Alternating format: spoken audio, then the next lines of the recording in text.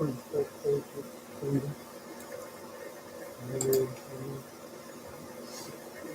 keep remembering the ones that are missing. I know we've got a lot of sickness going on.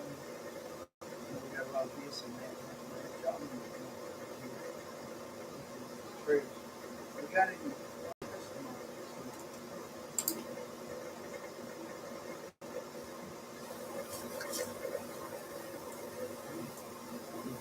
in Genesis chapter 23. So this is only 20 verses here, and there's only really a few things the Lord gave me. So I looked into the next this and kind of give you everything that the Lord dealt with me on, and then we'll go over to the next chapter and read about 10 or 15 verses there to make the week after next not so long. Because that next week is going to be long 70 verses is a lot to read and teach. Yeah, so that's what we're going to try to do here today. So, verse number 1. Sarah lived 127 years. These were the years in the lives of Sarah. So how old is Isaac? Sarah was 90 when Isaac was born. She lived to be 120. Isaac's 37 years old when Sarah passes away. And these names in here that I'm fixing to mention are going to be, I know a few of them, but so Sarah died at, you know, pronounce that one. Kirjok. That is true. In the land of Canaan, and Abraham came to the morn for Sarah to weep for her. And so, let me go on just a few more verses. And then Abraham stood up from before his dead and spoke to the son of Heth, and I am not pronouncing that right. It's actually very hard to pronounce. I looked it up. I'm gonna call him Heth. So the sons of Heth, saying, I am the foreigner and visiting among you. Give me the property for a burial place among you, that I may bury my dead out of my sight. Now, first of all, the sons of, like I said, Heth that I'm calling them, these are direct sons of Canaan. Not Cain, but Canaan. You had to go through the lineage. I was going to write it down, but I didn't write it down. And so these are the sons, and it ends up being the Hittites. Can anybody name another Hittite in the Bible? Another famous Hittite man in the Bible? I give you, the only one I think of is one of them has to do with David. Y'all remember the man that David killed to steal his wife? Hittite, that was that man. So that's one. Yes, yeah, I'm probably not pronouncing it right. So either way, that's who that is. So another thing is Abraham's coming straight from mourning. Their mourning customs back then are different than what we mourn. A lot of times they would rent their clothes. Sometimes they would shave their head, shave their beard. They always put ash on them. They mourned in that way. So Abraham has come straight from mourning Sarah, mourning his wife, to these people to talk business. So we can imagine that Abraham probably didn't clean himself up very well. His clothes liable to be ripped. His hair liable to be cut. He liable to have ash all over his face. And he is talking to these people. He says, I'm a foreigner, a visitor among you. Give me property for a burial place among you, that I may bury my dead out of my sight. Now, out of my sight simply means a proper burial. I looked all over to find out that's what that meant. I thought that may have meant something cool, but that's all that that means. A proper place to bury his wife. And the sons of Heth answered Abraham, saying to him, Hear us, my Lord, you are a mighty prince among us. Bury your dead in the choicest of our burial places. None of us will withhold from you his burial place, that you may bury your dead. These people looked up to Abraham and respected Abraham for what he done, for all the things that God had blessed him with. They even go as far as to call him a prince among us. He is a almost royal kind of man among these people. Then Abraham stood up and bowed himself to the people of the land, the sons of Heth, and spoke with them, saying, If it is your wish that I bury my dead out of my sight, hear me. Meet with, I think that's Ephron, is that pronouncing that right? The son of Zohar, for me, that I may give him the cave of, anybody want to do that? The cave of something, which he has, which is at the end of the field. Let him give it to me at a full price as property for a burial place among you, as a proper burial place among you. Now, like I said, this has got a lot of reading and it's pretty self-explanatory, but one of the main things that God dealt with me on here is, why is it so important to Abraham that he purchases a piece of land to lay his dead? Now, to lay Sarah, his wife. They come and told him, they said, lay her wherever you want. You can go to the best burial places that we have. You can lay them here. You can lay them there. We will withhold nothing from you. You put her wherever you want to put her, Abraham. That is up to you. And he picked out a place and he said, I need to buy this place. Keep that in mind. Now, Ephron dealt among the sons of Heth, and Ephron and the Hittites. That's the way it's supposed to be pronounced. I don't know how it was pronounced earlier. Answered Abraham in the presence of the son of Heth, all who entered the gate of the city, saying, No, my Lord, hear me. I give you the field and the cave that is in it. They told Abraham, we will give it to you. It will be given to you. You don't have to pay a dime for this land, for this cave, or this place that you want to bury your wife. I give it to you in the presence of the son of my people. I will give it to you. Bury your dead. Then Abraham bowed himself before the people of the land, and he spoke to Ephron in the hearing of the people of the land, saying, If you will give it, please hear me. I will give you money for the field. Take it from me, and I will bury my dead there. And Abraham's being very nice, but what he's really saying is, if you don't allow me to buy this land, I will not bury my dead there. He said, but the land that I want to buy will be purchased, or I will not lay Sarah in that land. And Ephron answered Abraham, saying to him, My Lord, listen to me. The land is worth 400 shekels of silver. What is that between you and me? So bury your dead. He said, it's only worth 400 shekels. I don't know, let's say that's dollars. It's only worth $400. It's only worth this much. He said, what is that between me and you? What is that between us that are supposed to be brothers? He said, what is that between us? Just go take the land. But it was important to Abraham that he buy this land. Everybody has begged him, pleaded with him, and offered it to go in and buy the land, to give it to him so he doesn't have to buy it. But Abraham found and determined he's going to purchase this land. What is it between you and me? So bury your dead. Abraham listened to Ephron, and Abraham weighed out the silver for Ephron, which had named it, hearing the sons of Heth 400 shekels of silver, currency of the merchants. So after he said what he said, Abraham, it ain't worth but 400. He said, Abraham, you don't have to buy it.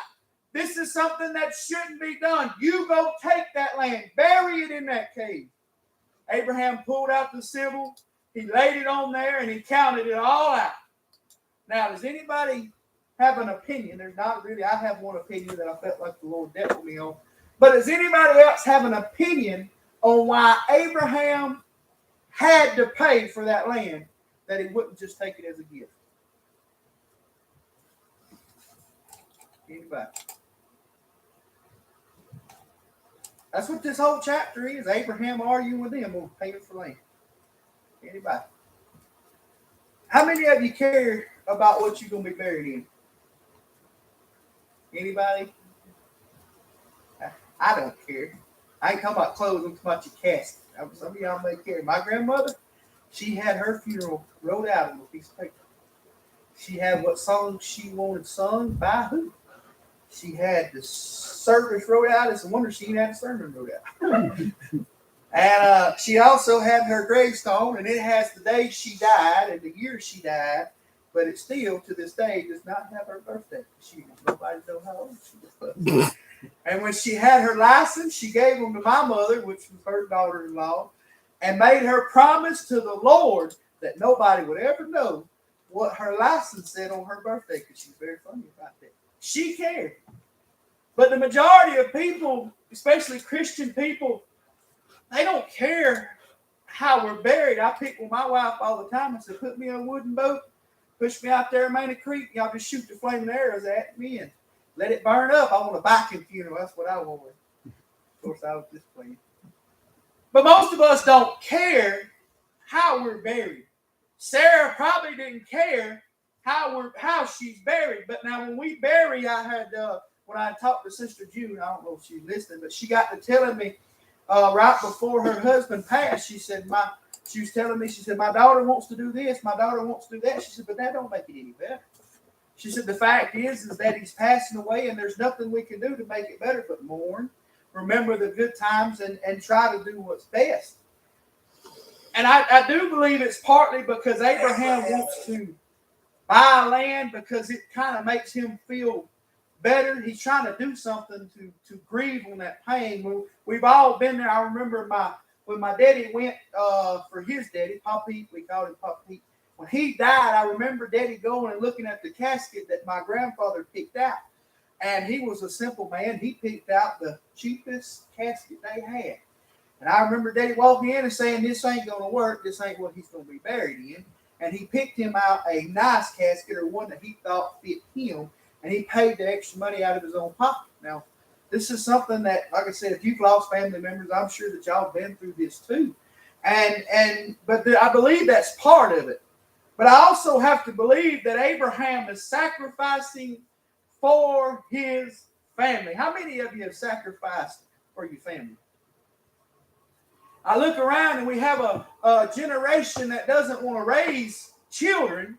You know, they want to wait till they're 35, 40 years old to have children because children get in the way of vacationing and money and this, that, and the other. But everybody in here that I know that's had children are good parents, and you sacrifice for your children. How many of you can say it was worth it? You see, when Abraham laid down Sarah, he said, no, I'm going to pay for that land. I have sacrificed for my family. I have given for my family, but I am going to pay for that land. I am going to sacrifice money for that land for my family. You know, when we all get to heaven, and hopefully my boys, everything I sacrificed down here to teach them what it is to be men of God down here, everything I had to sacrifice, everything I had to lay down, everything that I had to do is going to be completely worth it if we all get to go to heaven together. Because that is the ultimate goal. You see, Abraham looked over there and he said, no, you don't understand. I need to sacrifice for my wife. And like I said, I believe it's a lot of like what I was telling you about Daddy when Pop Pete died. And he said that this casket won't work. And Pop Pete probably never knew. Never did know that what was going on. Probably never even known it, but it made Daddy feel better. This is for Abraham. Abraham said, I need to do that. So the field of Ephrah which was in that Mecca, which was before Mamre, the field and the cave which was in it, and all the trees that were in the field, which were within all the surrounding borders, indeed to Abraham as a possession in the presence of the son of Heth, before all who went to the gate of the city. And after this, Abraham buried Sarah, his wife, in the cave of the field of that place before Mamre, that is Hebron, in the land of the Canaan. So the field and the cave that is in there, deeded to Abraham by the sons of Heth as property for a burial place, a proper property for a burial place. So Abraham got to bury Sarah in that proper place. Like I said, we're going to go over this forward. Now Abraham was old, well advanced in age, and the Lord had blessed Abraham in all things. When you read this, does God have any limit on his blessings? I remember I was talking to a preacher one time, and we was talking about how God blessed us, and I was telling him about how when we were living where we were living, and we had the bills that we had. Sometimes I would bring home $300 a week, and our bills would be way more than what $300 a week could be paying for. But I'm going to tell you, we never went without one time. God always provided. God always made a way. I remember that preacher got to telling me, he said, I'm going to tell you. He said, one time, he said, we drove 50 miles with no gas in the vehicle. He said, I'm telling you, as sure as I'm sitting here, it run out of gas 50 miles before we got to the church we were supposed to be preaching at. And the Lord dealt with me and said, keep driving, because we didn't have the money. He said, we got to the church. He said, it was empty. He said, it was gone. I knew when it run out, but it kept going for 50 miles. He said, we got to the store. They filled the church. We preached. He said, they gave us money for food. They filled up my vehicle, and they even bought me new tires after he got done preaching. But we was talking about how God blesses in all things. How many of you can say that the Lord's blessed you in all things? He didn't just bless me here. He didn't just bless me there, but he's blessed me in all things. A while back, and I know this seems small, but the little camp we got out there's a road that goes over in Tees. And I had been looking, Paige wanted one of them gliding chairs, the ones that glide back and forth. We pulled out the other day, took a left to get on the road, and guess what was sitting on the road? A gliding chair. It was real hardwood. Everything worked on. I picked it up, threw it in the back of the truck, got over it. It's still in the camp now. Lady come and said, and she said, where'd y'all get this chair? I said, you wouldn't believe me if I told you. Got to looking for a garbage can, and I found a brand new one on the road. One of them big 55 one with the brand new, still had the stickers on it. Threw it in the back of the truck. I look around, and I get to seeing that kind of stuff happen, and I just sit down sometimes and say, thank you, Lord. Because, how many times do you find that kind of stuff just laying around? Because the Lord blesses us in all things. So Abraham said to the oldest servant of the house who ruled over all that he had, please put your hand under my thigh. I looked at what that meant, and I don't want to teach you. So if you want to know what it is, be my guest. Please put your hand under my thigh. You can research that on your own if you want. I'm not. And I don't want to teach you either. So, and I walk and make swear by the Lord, the God of heaven and earth, and the God of earth, that you will not take a wife for my son from the daughters of the Canaanites among whom I dwelt.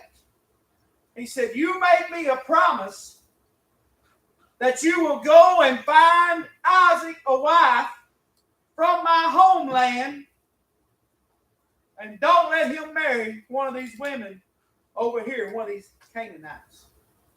Now, if you're a Canaanite, ain't that a slap in the face? Don't let him marry one of these ladies. But you shall go to my country, to my family, and take a wife for my son Isaac. Now, how old is Isaac? Remember, we went over this earlier. 37 years old. Oh, don't you think Isaac find him a wife by the time he's 37? He's born in the wrong generation. He should have been born in about 2000 in the 90s. Isaac's 37 years old, and his daddy comes in and says, Isaac ain't marrying one of these women around here. But Isaac is going to be marrying one of the ladies from my homeland. Reckon why that is. I know it's funny to think about, but reckon why it's even fair for Abraham to pick for Isaac, and Isaac being a 37-year-old man. Isaac's mature enough to be taken on a mountain and laid on an altar, and his daddy pick up a knife and I'm going to sacrifice him, but he ain't mature enough to pick up his own wife. The Lord dealt with me so strongly when I read this part, because it's bigger than Isaac. Because it's more important than Isaac. You ever wonder why you have to go through some of the things you have to go through down here on this earth? It's simply because it's bigger than you. And God has bigger things. The picture is bigger. The thing is bigger. All of this stuff is bigger than just you. When we walk to an altar and we give our life and our heart to God, we promise to serve our God. Guess what we're saying? Your plans mean more than my plans. That's what it's saying. That's what it means. But Isaac's 37 years old. He's unwed. He's not had a wife. Abraham's picking it out simply because God's plans is bigger than what Isaac's plans are or Isaac's comfort. The servant said to him, perhaps the woman will not be willing to follow me to this land. Must I take your son back to the land from which he came? But Abraham said to him, beware that you do not take my son back there. So the first requirement was that Isaac be married to a woman from Abraham's homeland. But the second requirement was that Isaac not be brought back to the homeland. This ain't hard, Abraham. You want him to marry a woman from this land, and this is before we had Skype and probably before they was writing letters and doing it. He didn't get to take a picture and send it over there. You know, what's it called? Christian Mingle. They didn't have Christian Mingle back then where they got to trade profiles. He said, you asking me something mighty hard, Abraham. You want me to get this woman and him, but I can't take him there. Lord, the God of heaven, who took me from my father's house and from the land of my family, and who spake to me and swore to me, saying, your descendants I give this land, he shall send his angel before you, and you shall take a wife for my son there.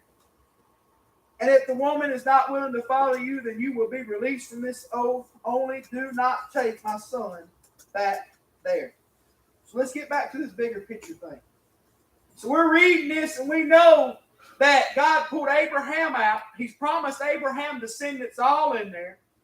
And what this is leading up to, and I've said it before in the other ones, and I'm going to say it again. What this is really leading up to is the coming of Jesus. But for there to be a coming of Jesus, there needs to be a promised land for him to come to. So he's trying to set up that promised land. He's trying to set up that holy city. He's trying to set it up as Israel, Jerusalem, all of this. He's trying to set all that up. He's doing it through that lineage of Abraham. And now that Abraham is an old man, now that he has Isaac, now that all this is going on, now we have to focus on Isaac and make sure that Isaac does his part as well. And Abraham's setting all that up. You see, if Abraham allows Isaac to marry a Canaanite woman, he will be transformed, he will be corrupted into doing just like the Canaanite people. There's, I can't remember the word, true insanity is to do the same thing over and over again and expect a different result. That's what Albert Einstein said, if I'm not mistaken. I may be wrong on that. But he said, you do the same thing, you get the same results. Isaac, if I allow you to marry one of these people, you'll be corrupted like them, and nothing will change whatsoever. That's why Isaac couldn't marry one of the ladies from this land. But Isaac had to go and marry somebody from that homeland. But was that homeland great? Why did God call Abraham out of that homeland? When we read and study that, we read where a lot of these people served idols, and they served this, and they served that, and they done all of these kind of things. And God pulled Abraham out and showed him who he was. But you see, that woman is coming from that land to this land to be with Isaac so that they can be different in a foreign land, and God can begin to build what he wants to build. So the servant pulled his hand under the thigh of Abraham, his master, and swore to him concerning this matter. Then the servant took 10 of his master's camels and departed, for all his master's goods were in his hands. And he arose and went to Mesopotamia, to the city of Nora. Is that right? Ma'am? Nahor. And he made his camels kneel down outside the city by the wall of the water in the evening time, and the woman go out to draw water. And then he said, what did he say next? What did Abraham's servant do next? He began to pray. Now, do we ever read, and we're fixing to read his prayer, we're going to see that this isn't an avid prayer, because he's not even praying on his behalf. He's not even praying on his stuff. But he's praying And you just have to read his prayer, because when he prays, he's talking to God like he's a stranger, and he's standing there on Abraham's behalf. Oh Lord God of my master Abraham, please give me success this day and show kindness to my master Abraham. He says, oh Lord God of my master Abraham, not of me, of my master Abraham. Please give me success this day and show kindness to who? My master Abraham. He's praying a prayer like he's a stranger, but he's doing it for Abraham. But what got me is that the reason he knows how to do this is because of the time he has spent with Abraham. Don't think for 1 minute you living a Christian life isn't going to affect everybody around you. Don't think for 1 second that you doing what God wants you to do doesn't affect people that are around you, because people watching, they pay attention. If you were going out and you're misrepresented in Christianity, people are watching. If you're going out and being a good child of God, guess what? People are watching. Now, did Abraham get to see him pray? I believe this is the first time this servant has ever prayed, just by looking at the prayer. When you pray, do you come in and say, oh God, the Father of so-and-so? No, you come to him and say, oh, my Father, whom I love and who I serve. You belong to me and I belong to you. Abraham didn't get to see it, but his servant that he's influenced through the years, his oldest servant, is praying to God. Behold, here I stand by the well of water, and the daughters of the men of the city are coming out to draw. Now let it be that the young women to whom I say, please let down your pitcher that I may drink. And she says, drink, and I will also give the camels a drink. Let her be one. You have appointed for your servant Isaac, and by this I will know that you have shown kindness to my master. Once again, he's bringing it up for the master. And it happened before that he had finished speaking, that behold, Rebekah, who was born to Bethuel, son of McCallum, to the wife of Nahor, Abraham's brother, came out to the pitcher of the shoulder. And now the young woman was very beautiful to behold, a virgin, no man had known her. She went down to the well, filled her pitcher, and came up. And the servant ran to meet her and said, please let me drink a little water from your pitcher. And she said, what did she say? Drink, my Lord. Then she quickly let her pitcher down to her hand and gave him a drink. And when she had finished giving him a drink, she said, I will draw water for your camel also until they have finished drinking. And we'll finish our study up right there.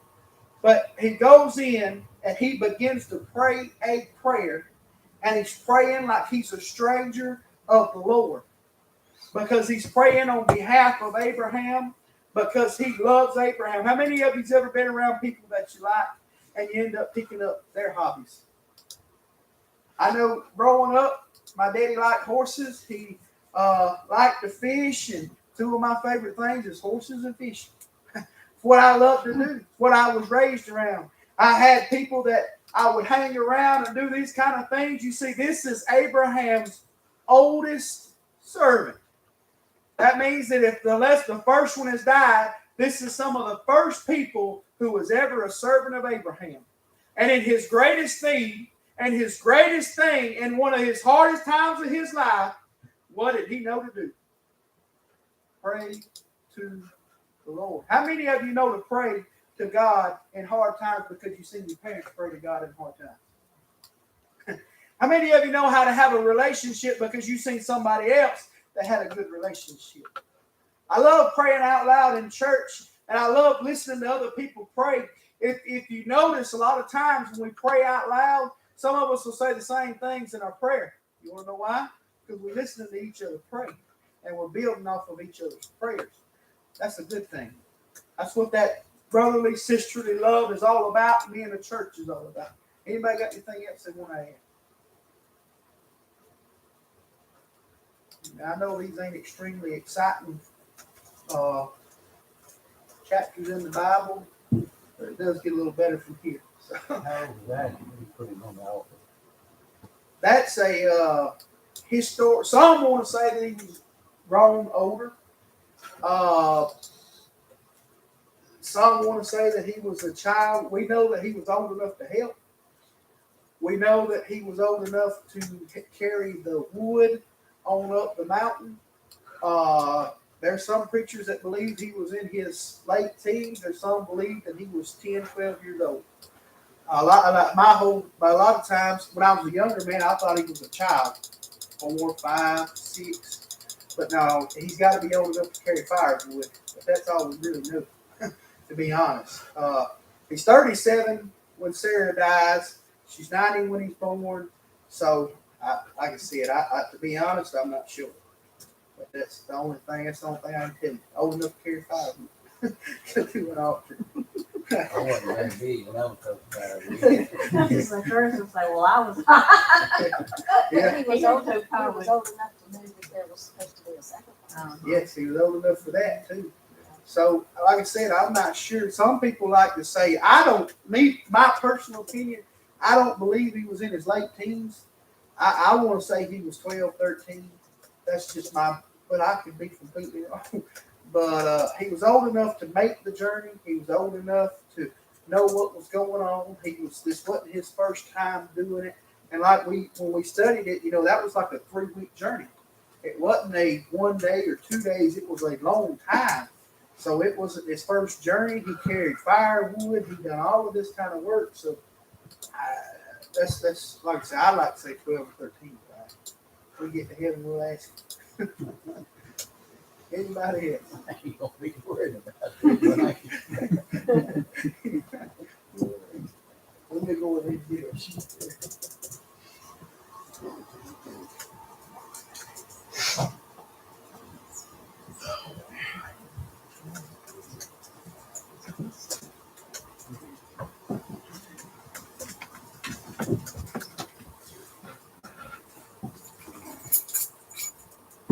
You want to pray for our loss? Brother Ben, do you want to lead us in a prayer? I sure will. Okay, well, go ahead and lead us in a prayer. Dear Heavenly Father, come to the night and thank you for the privilege to be able to come to your house and worship you and know about your word. Lord, we pray tonight for the lost people and on this sheet, Father, we pray that you would commit to the Holy Spirit, that you would give them every text from these people and Sunday knowledge and complete them, Father, with something. Father, thank you for all of the blessings. Thank you for salvation. Thank you for each student. On behalf of these actions. In Jesus' name.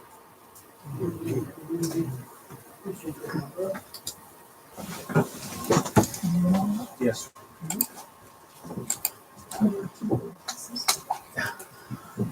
You already